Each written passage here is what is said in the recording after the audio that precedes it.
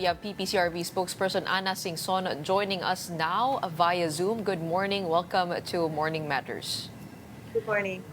Okay, Miss Ana, the Comelec has already explained themselves when it comes to first the duplicate entries. I'm curious to know, was it the same on your side? And sabi po nila that they actually already told the outlets, media, and the other servers that they needed to have a software to be able to clean the data from duplicates. Pareho din po ba yung experience ninyo? With PPCRV, this is a funny thing. You would have noticed that we did not release anything in social media and we were very late in bringing out our numbers. That's because our numbers were not tallying with the numbers of anybody else coming out. We were not tallying with the numbers of all the other that came from all the other transparency servers, because there are 5 transparency servers. We have one of them, no? And we thought, did we get it wrong?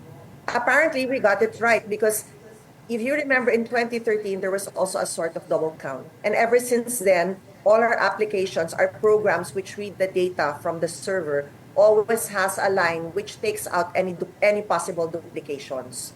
So our data was apparently right because we filtered out the duplication. So we thought we were wrong, and that's why we withheld our data. That's why we were very late in coming out, and we were 0 in social media. We did not show any count.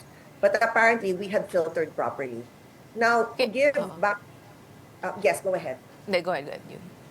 To give background, it was only later that we discovered that the discrepancy being talked about was actually the double count, because we filtered back. We said, oh my gosh, we were right all along pala. But we were overly conservative and did not show our numbers because we thought we were wrong, and we were eternally trying to see what was wrong. But that's why we gave a press release yesterday explaining what had happened. As for that double count, it happened in 2013. And in 2013, it was after the fact that everybody filtered. The data was cleaned. It was filtered after. But in the elections after 2013, in 2016, in 2019, and in 2022, the data that was being thrown to the transparency server was filtered. Now, if there was communication that filtering was needed beforehand, it was not communication that PPCRV needed, because we always did automatic filtering since 2013. Oh, it seems if you're not a tech person, this would be tremendously complicated. What would you say of the whole process of Comelec, and also the way that they did it this time around? What is your perception of how everything transpired? Well, I think it's also because we have a new provider. Miru is providing our ACMs for the first time, and maybe their script is different from the script B, because they were saying it was a script issue, which is really very possible because we have a new provider. We've been used to having one provider since 2010 all the way to 2022. And that script is perhaps something we got very used to already, and we anticipated that would perhaps be the script. But the script here is different now because we have a new supplier coming in. I think that script was also, the script issue was the explanation for why it took a bit of time before we actually had eyes on the actual on the data. We could not process the data until Comelec already had eyes on 66% of the transmission, but we still, none of the transparency server owners could access the data in a form that we could process, and in a form that we could process to relay to all of you. No? So the script issue is what was given as an explanation, and it's very tenable and it's viable given that there is a new supplier with a new kind of script, very different from what we were used to for all of our past automated Miss Ana, pero doesn't that defeat the purpose of send all, dapat sabay-sabay, hindi rin ba dapat sabay-sabay din siya nagpa-process? Pati yung time, no? Hindi naman ganun kalaki dapat yung pagkakaiba dahil it is send all. Bakit nauna yung Comelec? I mean, isa-isa bang sinisend yun? Ganun ba yun? Kaya may delay in the sending? Precisely our question.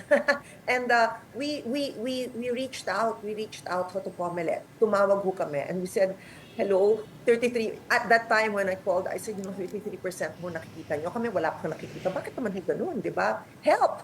And what I understand is that Comelec kasi, their data comes to them in human readable form. Okay, to simplify it, it's in human readable form, so we can read, they can read the data na. When it comes to us, it's in machine readable form. The machine can read it, but we cannot. So we have to process it. Now you will ask, bakit kanila human readable, bakit amin machine readable? Because the different and my understanding of this and our theory for this is that those of us who receive the data, we like to process it and format it in different ways. Like for example, you, media, you would need to process it in different formats because you have different formats when you show it to the public. PPCRV also have our own formats, as well as the political parties. They want to delve into different things, so they format the data differently. That's why we get it in machine-readable data that it can be processed in many, slice and dice in many different ways. As for the delay, well, they said it's because of the script. And maybe nga, it's there's a new supplier now with their own particular kind of script. And siguro nakasanayan na lang natin yung script, the historical script since 2010 until 2022. Okay. Did you time the delay? How long was it before you got to see the results appear on your server? The first data the first processable data that we could process arrived maybe around 9 o'clock. Around 9 o'clock, yes. And right about now, what is the percentage of the transmitted ERs? Okay. If you're looking at the Comelec dashboard, they're already at 99.12%. We are very close. Malapit na ho. There was a time medyo malaki yung agwat, but at this point, we're very close. We're already at almost 98% in what we're processing. And that has nothing to do with the fact that hindi pinapadala sa amin. It's just that our volunteers are so tired. So there are some data files that our volunteers have not yet processed because, well, they asked to sleep last night. We said, of course, go to sleep. We will process this morning when they're a little more energized and fresher. Okay, so correct me if I'm wrong. So the ACMs transmit data to the different servers, Yes, and then it goes to a directly. certain computer, and then meron po kayong mga tao na kinukuha yung data na yon to process to another format for it That to appear we the can way you want it to your Yeah. system. So that's the process. Okay. Was there a test run of this whole thing prior to election day, or are we just finding out about things right now? There was a test run, but the test run is always a limited run. It's not a volume-based run. It's not a scaled-up run. So there was a test run, and our technical people were part of that. I'm not technical, but I joined it also because it was a critical thing, and they gave us a data file so that we could practice our runs also. Okay, I guess it's good to lay down what really happened on the back end. Actually, for our tech experts to be able to dissect yung mga ano na yan, no, mga delay, kung tama ba yung pagpapaliwanag. But apart from that, let's go to the other election-related reports. The Vote Report PH said that as of May 13, 12 p.m., more than half or about half of the election-related reports are concerned with ACM issues. Are you getting the same feedback from your own volunteers? And would you come out with a report as well? Of course, we will be coming out with our report. And yes, we have a system wherein we have a call center, and not only volunteers po, but that system was open to the public. So we had voters calling themselves. In terms of ACM machines, there were calls about technical issues, but we still have to quantify. But it seems that they were less compared to 2022. And I will have to say that we have to quantify pa because our database is quite large. There were many people calling in. We still have to quantify everything. But qualitatively, it seems like there were less technical issues pertaining to the machine. There were several issues, recurrent issues na if you feed the ballot, after 3 ballots are fed in, it will restart. The good thing though is that there seemed to be better technical support now compared to 2022. Why do I say that? There were Comelec people, there were Comelec representatives in our command center, and whenever somebody would complain about a machine, we would escalate it to the Comelec group, and they would immediately escalate it on field.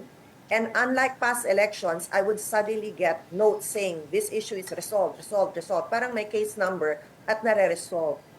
There was more technical support now because in previous elections, I think there was only one technical hub per province. So an entire province would be served by only one service team, technical team, no? This time, I think Comelec made an effort to put one technical team per district, which is so much better. And we think that went into play because when there were issues called into us and we'd escalated to Comelec, to give credit, they were resolved. Everything except one issue was resolved, and that issue was in Dato Odin in Basilan. And that had to do with the machine not being there at all, which finally arrived at around 3 p.m. and became operational at 3 p.m. But everything that was escalated in our center was resolved. And I do know for a fact that they put more technical support. Now, there was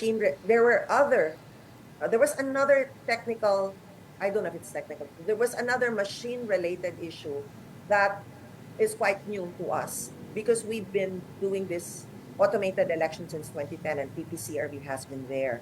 A new issue seems to have surfaced, and at first we were trying to see, is it localized or are the calls coming from many different areas? Is it just voters calling in or is it also our coordinators?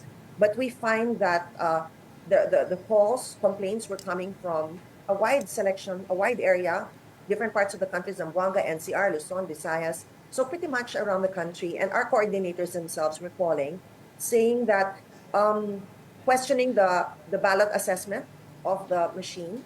An example I would give you, and this came out a lot, like we had we voted one person for mayor, and then when the receipt came out, it became like overvote.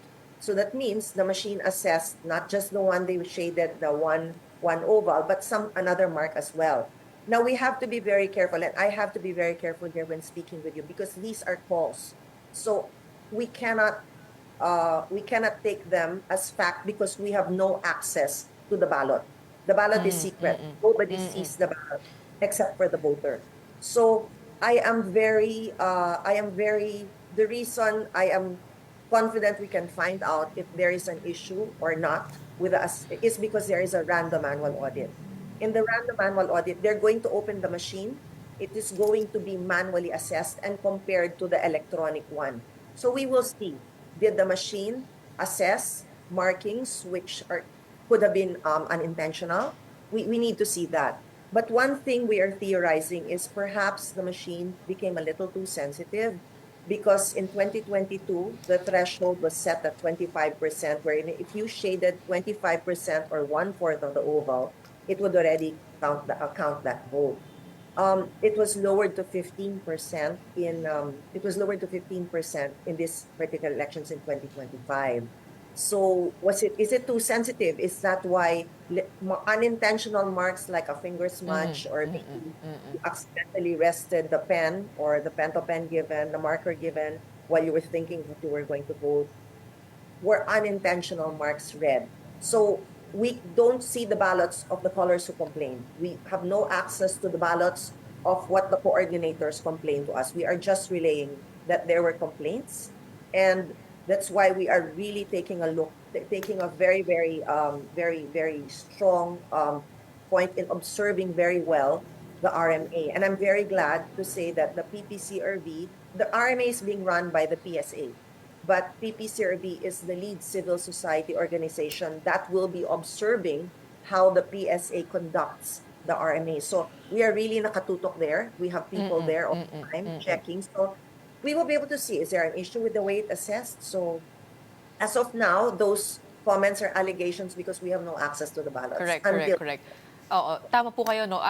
Although random in nature ito, pwede bang puntahan din yung may mga reports na ganun, na may discrepancy kuno or allegedly from the ballot and what has been coming out in the receipt? Kasi yun din ang natatanggap na report dito sa Vote Report PH, discrepancies between the ballot and the receipt or the VVPAT, to which Comelec Chairman George Garcia said, wala namang hard evidence. It's the same thing that you're saying, ano? Pero ang dating kasi sa iba ay parang dina-downplay yung issue, no? Imbis na tignan, imbis na imbestigahan. So is it possible to actually zero in on those with reports that there have been discrepancies? You know, we were asked that same thing by those who are calling us and by our coordinators. Our system is through the random annual audit. They already chose 762 local precincts and one overseas one in Dubai. So there's going to be a random annual audit also of one of the ballot boxes in Dubai. What we told our coordinators who are calling this into us, and what we told also the callers, is file an election report on the spot. You file it there, so it's in the minutes of the EO, of the EB in your particular precinct, and it will come out. And if there is scale, because we get calls, so we don't know the exact scale of this issue. So if there is scale, we will know. But in terms of can we include those particular precincts in the random manual audit, it will defeat naman the purpose of being random. Hindi na siya random. Meron ng select. After na lang. With probably kung may official reports, doon na lang titignan. Ano? Is that possible to be requested from the Comelec to look into these cases? You know, for us, we're going to look very closely at the results and the conduct of the random manual audit. If there is reason to request for more, you can sure that PPCRV will be among the first to request for more on behalf of everyone. But for me, kalmado muna tayo. Let's not create any issues because we don't know yet if there is an issue. Correct. If there is over-assessment or under-assessment, we will see that in the random manual audit. And if there is an issue, what we can guarantee is we will be the very first, among the very first, to raise that issue. Well, I agree with you, Ana, that we need to be very careful about this issue because it is questioning the integrity of the results themselves. Absolutely. And in an age of disinformation, it could be, just triggering panic amongst the voting population. So, tama po kayo, dahan-dahan lang. Let's see things as they unfold, especially today that the random manual audit begins. What is your call for the voters out there who have their concerns and their things to report? Is it too late now? If ever meron po silang kailangan ma-report, sabi niyo po kasi kailangan na mag-file na on the spot, ano? Pero kung wari, ako bilang isang botante, mali yung nakita ko sa resibo ko, pero hindi ko na i-report, pwede pa rin ba akong humabol?